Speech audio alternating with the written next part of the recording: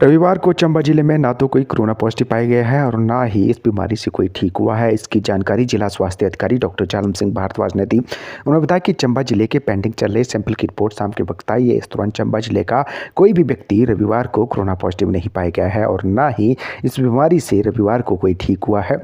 उन्होंने लोगों से एहतियात बरतने का आह्वान किया है ताकि इस बीमारी से बचा जा सके।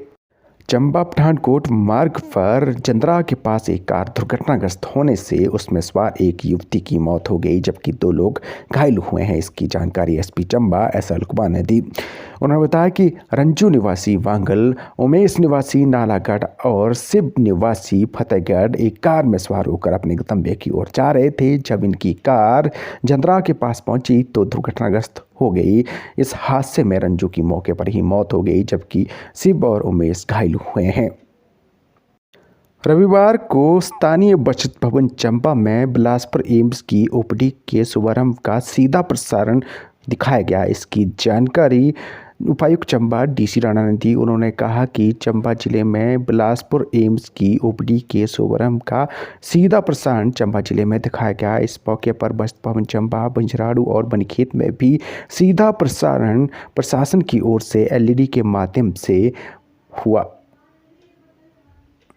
ब्लॉक कांग्रेस कमेटी के अध्यक्ष करतार सिंह ठाकुर ने कहा कि चंबा में खेलों के नाम पर सिर्फ खानापूर्ति की जा रही है। उन्होंने कहा कि शिलान्यास के 2 साल के बाद भी स्पोर्ट्स कॉम्प्लेक्स भवन का चंबा में निर्माण कार्य शुरू नहीं हुआ है। अब इसे खेलों के नाम पर खानापूर्ति ना कहें तो क्या कहें। उन्होंने कहा कि अगर खानापूर्ति ना होती तो शिलान्यास के 2 साल के बाद भी स्पोर्ट्स कॉम्प्लेक्स भवन का कार्य ठप न पड़ा होता। उन्होंने सरकार को शिलान्यास के 2 साल बाद स्पोर्ट्स कॉम्प्लेक्स का भवन का कार्य शुरू करने को कहा है। उन्होंने कहा कि अगर स्पोर्ट्स कॉम्प्लेक्स का कार्य शुरू नहीं होता है तो फिर कांग्रेस के लोग यही तो कहेंगे कि सिर्फ खेलों के नाम पर चंबा जिले में खानापूर्ति की जा रही है। देश भर के 112 एस्पिरेशन डिस्ट्रिक्ट में शामिल चंबा जिले की रैंकिंग में सुधार हुआ है। इसकी जानकारी उपायुक्त चंबा डीसी राणा ने दी। उन्होंने बताया कि नीति आयोग ने अक्टूबर की ओवरऑल रैंकिंग जारी की है। नीति आयोग द्वारा आकांक्षी कार्यक्रम के तहत की गई इस रैंकिंग में चंबा दूसरे स्थान पर रहा है। इसके लिए चंबा जिले के विकास के लिए करोड़ों रुपए का बजट सरकार की ओर से मुहैया करवाया जाएगा।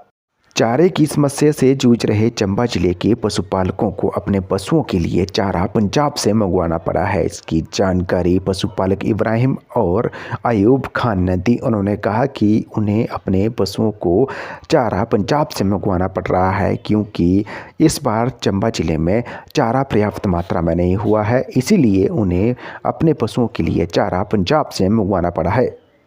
न्यू पेंशन स्कीम कर्मचारी महासंघ की 11 इकाई की महत्वपूर्ण बैठक खंड शिक्षा अधिकारी प्रेम की अध्यक्षता में हुई। इस बैठक के दौरान तपोवन में 11 दिसंबर को आयोजित होने वाली विशाल रैली को लेकर रणनीति तैयार की गई। इसकी जानकारी जिला अध्यक्ष सुनील चरियाल ने दी। उन्होंने कहा कि 11 इकाई की महत्वपूर्ण बैठक खंड शिक्षा अधिकारी प्रेम की अध्यक्षता में संपन्न हुई।